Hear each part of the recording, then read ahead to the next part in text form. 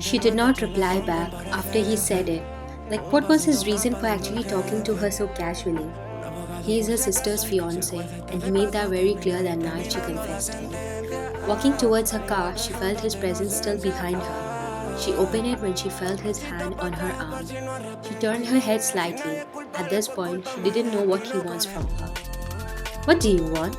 She asked him with a serious tone.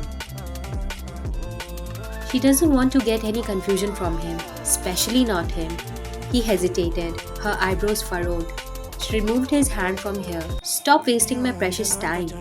She didn't wait for him to give her an answer and closed her car door, driving away from that scene.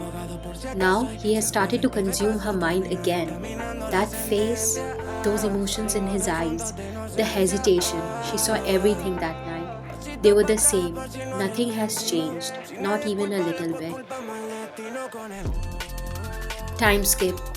Why are you crying? A voice asked. She looks up to get a peek. It was a man. He was wearing the silly bear costume. His curious eyes were looking at her. A sweat slowly drilled down his face. She just got out of the family dinner after she heard her parents announce her sister's engagement. No one even noticed that she was gone because they were all celebrating. Remembering it, she started crying even more. Her heart just hurt so much, it was in pain. She felt him bend down, but instead of sitting, he accidentally trips. It looked so cute that it made her smile a little bit. Why is this fair man here? Of all people who can encounter her breaking down, why would it be him? Are you okay? She mumbled softly. He nodded as he removed the head of his costume. I'm sorry to disturb you, I just can't handle a girl crying alone in this alley. She sat beside him in the sidewalk. She looks away, suppressing her tears. Should she open to him? In any case, it won't do any harm since they don't know each other. The guy I like is getting married to my sister, and I feel worse and sick of everything. He nodded as if he knew what it felt like. Does your sister know? She glanced at him and shook her head. She doesn't need to know. It doesn't matter. It doesn't matter because whatever she does, Jungkook will still choose her sister. She held her chest as if she were grasping her heart and protecting it from being in more pain. She always wondered what it felt like to be chosen because she doesn't have to be like someone else. The man handed her a candy. It was shaped like a bear's head. If it doesn't matter, do you think you should cry because of it? He asked. That made her think. He was right. If it doesn't really matter, she shouldn't be here. She should be there celebrating it. I don't know the whole story, but you are still young. Do not waste your time chasing someone who wouldn't even look at you. Why does a stranger make more sense than she ever did? She stares at the candy he gave her. There was even a note behind it. Happiness is inside you. After all the tears she wasted, she finally smiled again, and all thanks to that bear man she never saw again. One day, if the path is crossed again, she wants to thank him for waking her up. She feels more at peace now, and although her happiness is still a work in progress, he gave her hope that in the future she won't feel miserable anymore. Closing her eyes as she forced herself to sleep, she doesn't want to stay awake because all she could think of is everything that happened in the past. Why is she still there? She feels alone. She feels the weight of being a firstborn.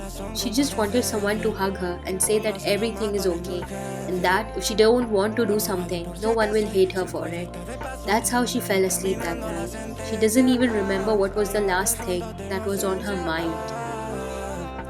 Today, her dad asked her to meet him for an important meeting.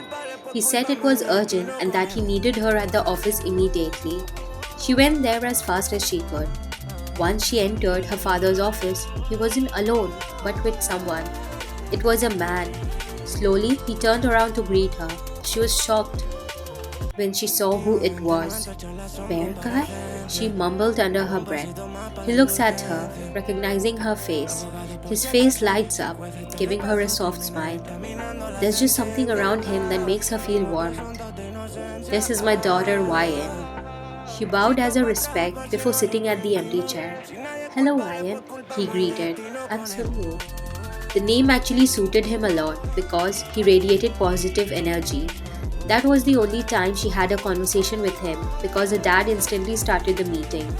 It won't be the last thought because the meeting is about the expansion of a real estate company, and to further do that, there will be a merging of two companies, which only means Sunwoo is her fiance. That's the reason he is there.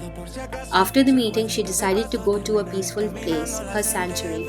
She needed time to process everything. When she thought that she would end up like her sister, she was wrong. Her faith is the same, except for the part they were in love. Few days later, 3 days had passed since the news was brought up to her. Today, she was supposed to meet Sunwoo's parents, hence, a family dinner with her family. She knows what it's going to be about business and her engagement. It was a bit ironic as her first meeting with Sunwoo was in the same scenario. She wore a beautiful white dress and paired it with her favorite Jimmy Choo shoes. Walking up inside their private room, she felt more nervous than ever. She was about to open the door when it was opened first, revealing Jungkook. At that brief interaction, she felt her world stopped. His eyes looked sad. It didn't take long for him to walk past her like he doesn't care about her. On the other side of it, she saw Sunwoo. He was smiling brightly at her. He stood up and went to her side. "You look gorgeous," he whispered, while he walked her to the seat, which was beside him. She just gave him a soft smile. Before sitting down, she bowed before his parents. The look on their faces screamed warmth. They weren't the typical rich parents. "Oh, honey, she is so beautiful," his mom commented that made her smile. "Thank you, Mrs. Please, sweetie, call me mom, okay? I always loved having a daughter, and I can see that we will get along so well." She even held her hand that was on the table. The dinner then continued. It was so different, especially that her family was being extra quiet. After the dinner ended, Sunwoo decided to drive her home. While she was waiting for him at the front of the hotel, two people caught her eye. It was Jungkook and her sister. They seemed happy. Her sister had the brightest smile on her face, but why does Ryan does not feel a thing? Like she doesn't care anymore either. "Ryan, is everything alright?" She turned to Sunwoo and shook her head. It's time to move forward and take Sunwoo's hand. He let out a shy smile when she did that. "Do you want to go for a night stroll first? And while we do that, can we also buy some ice cream?" he suggested. That's how they spent the night. It's been years since she smiled a lot. Meeting Sunwoo must have been a gift sent by God. He was an angel. He taught her what happiness really means. And unlike her dad's plan, both of them decided to take it slow and get to know each other well before getting married. He actually agreed as long as the merging continues. The Park family turns out to be the family she ever wanted in life. They treated her so lovingly. Mrs. Park even takes her out on mom's date with her, something she never experienced with her mom.